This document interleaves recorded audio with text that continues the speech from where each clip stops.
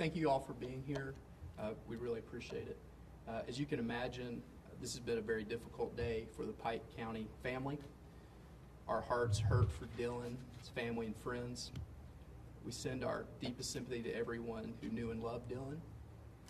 We're continuing to provide comfort to Dylan's classmates today with the assistance of local faith, community, and grief counselors. Dylan was an 11th grade student at Pike County High School. Passed away last evening after sustaining a head injury during a varsity football game on Friday, September the 28th. During the third quarter, the referee stopped play, and Pike County Athletic Director Joshua Parker was called to the field to attend to Dylan. He was brought to sideline where he was examined by Dr. Brandon Boyce, an orthopedic surgeon and sports medicine physician with the Upson Regional Medical Center.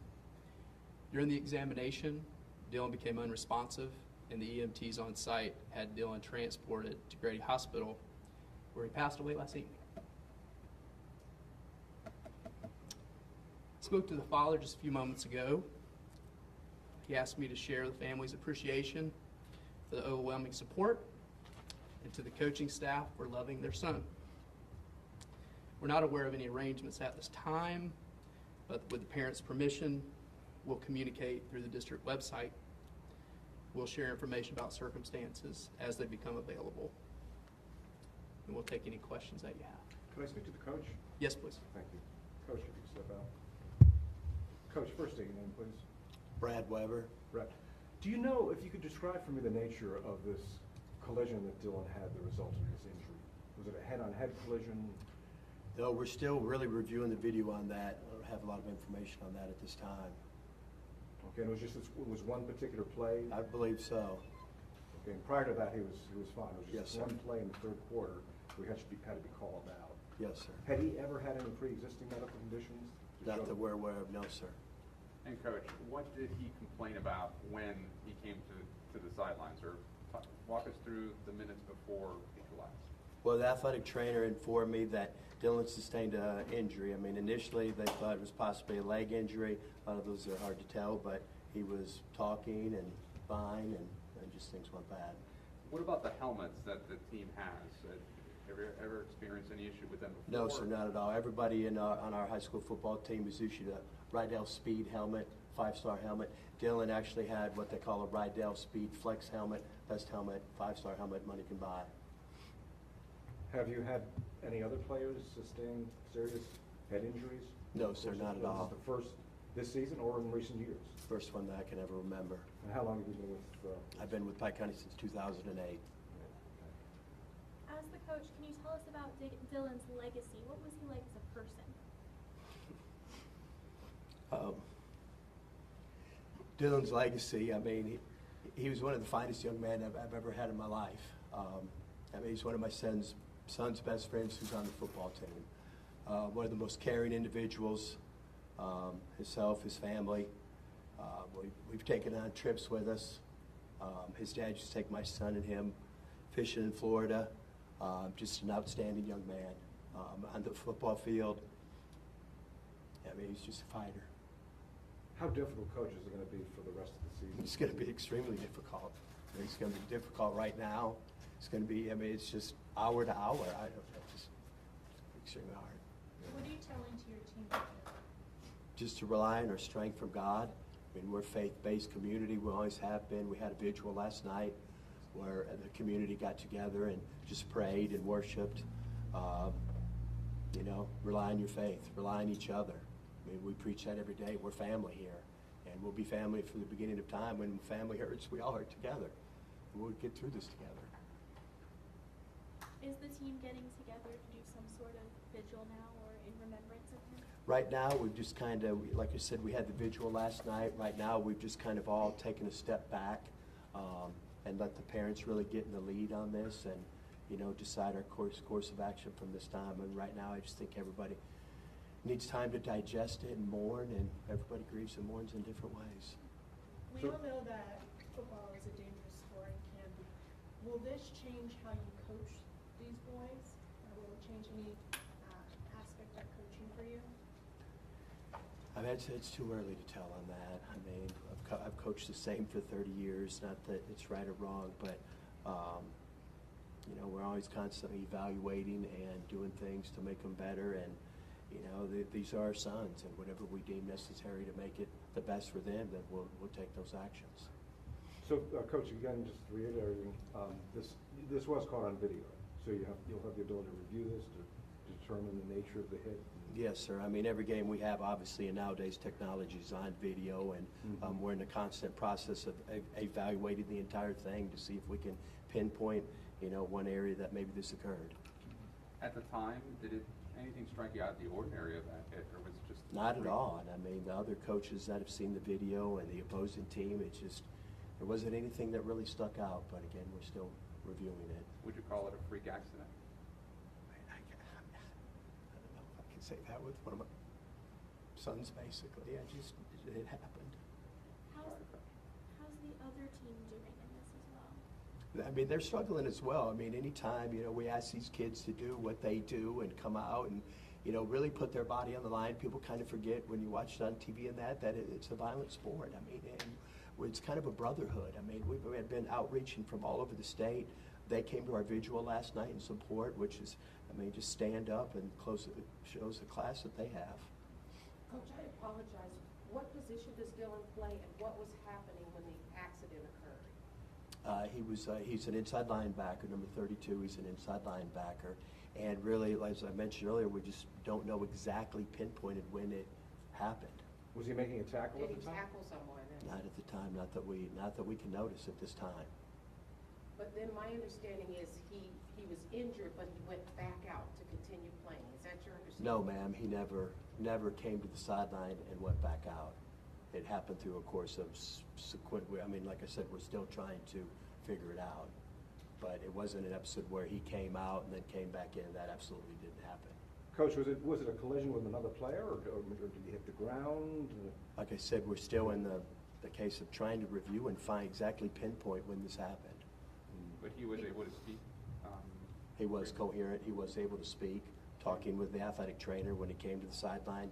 He was having a conversation with the team doctor and the athletic trainer. When he came So to the you're sideline, what was he complaining about? You said he Well, was at that point, those questions would have to be asked to somebody else, because at that point now, they started the game back ready for play, and then I'm coaching. So obviously, when things went a little worse, then I went to check on him again and see what was going on. So he did come to the sideline? After the first injury, correct. And And that was the only injury that he has sustained, was that one injury. And you don't know if he was involved in a tackle? As we can tell right now, he was not involved in a tackle. I'd like to talk about his number. I heard that y'all might be retiring his number in honor of his legacy. Is that true? I mean, really, it's just one day at a time. I mean, it's 1 hour at a time. It's, you know, like I said, it's completely up to the family at this point. I mean, their wishes, whatever they would want to do, then obviously we'll be willing to do as a community and a team and a school. I mean, that's completely up to them. I would never get out front in anything and say this is what we want. I mean, that's completely up to them, but obviously open for anything. Back to the game, you said he was unresponsive in the third quarter. He became unresponsive? I mean, that wasn't in the third quarter. He sustained some type of injury, which we're evaluating. Then when he came to the sideline, he was talking, he was coherent, and at that point, things went south, and at sometime in that point, that's when he became incoherent. You said that you first thought it was an injury to the leg. Is that what Based on what the athletic trainer said, when they went out and talked to him, he was talking, he was fine. Said, Coach, I mean, there's something wrong with my leg. So, How soon after that, Coach, was he transported to the hospital?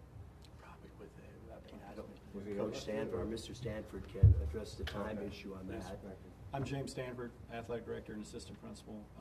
I spoke today with our county emergency medical team and fire department, and they let me know that the ambulance was on site within a matter of minutes.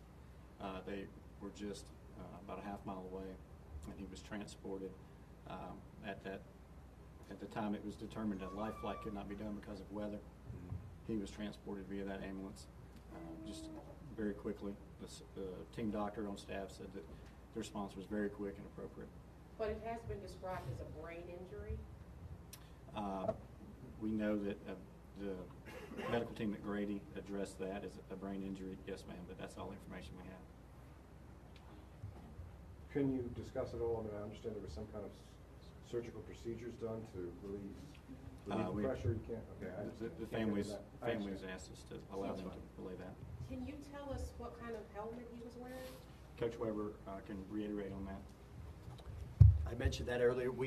Everybody has a Speed Flex helmet. I mean, everybody has a Speed helmet. He was actually wearing a Speed Flex helmet. I mean, I can give you the exact model number on that, but he was wearing a brand new SE1 certified Rydell Speed Flex helmet, model R4195, manufactured 2018, and meets all the NOSA concussion standards.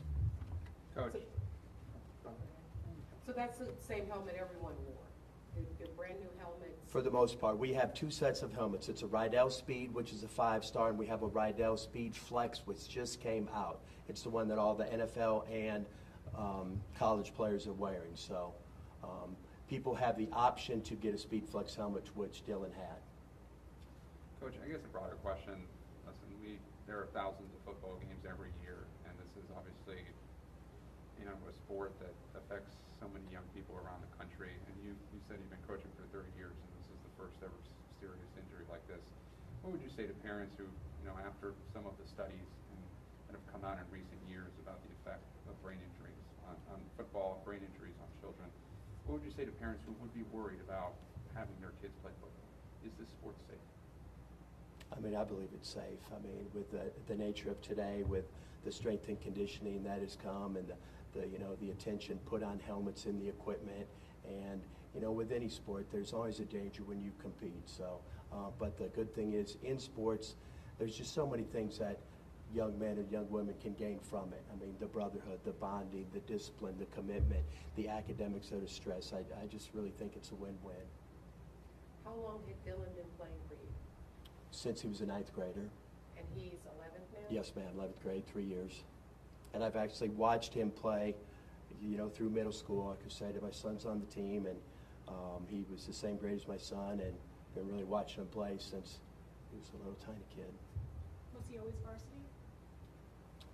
No, he really, 9th graders typically in our program don't make varsity. I mean, they play a JV schedule. It's very hard nowadays for a young man to come in as a 9th grader and make varsity, just with the amount of time that we put in the weight room and the strengthening and the speed gaining and getting them ready with our schemes. So he did play on varsity as a 9th grader. He played some last year as a 10th grader and earned a starting spot this season. Was he a rising star at that Yes, he position? was. He was an incredible young man with work ethic that you can't believe. I mean, he was the heart and soul of our defense, and just great student, great family, and it was just the sky was going to be the limit for him. Was he on the road to a college scholarship? That is, it's too early to tell. A lot of times early in their junior year, it's too early to predict that. Coach, you mentioned that your son played Dylan. How is your son doing right now? Very well. I had all of them and all his friends over to my house last night after the vigil, and it's just that whole group is just a tight-knit group. I mean, it's rough. I mean, it's devastating. I mean, for them all to be able to handle it, it's hard for, young people sometimes to digest all of that, why, and all the questions that they have. And that's what we're here for. Were you at the school today? Can you sort of describe what it's like? I was, yes ma'am, I was there. To be there for the team and to be there for the other students, and it was very somber. We held a prayer vigil in our courtyard. We gathered a bunch of the students up, and they held hands and prayed, and we had our grief team, and we had the youth ministers from around that just were pulling the people into different areas that really need to be consoled and counseled and guided, and it's just really a sad day for the Pirate Nation. Will you guys play on Friday? I'm just taking one day at a time right now, really 1 hour at a time. I don't know. I can't. Lots of tears? Yes, ma'am, we have non-stop.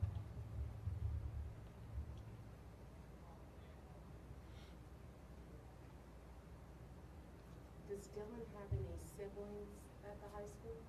Not at the high school, no ma'am.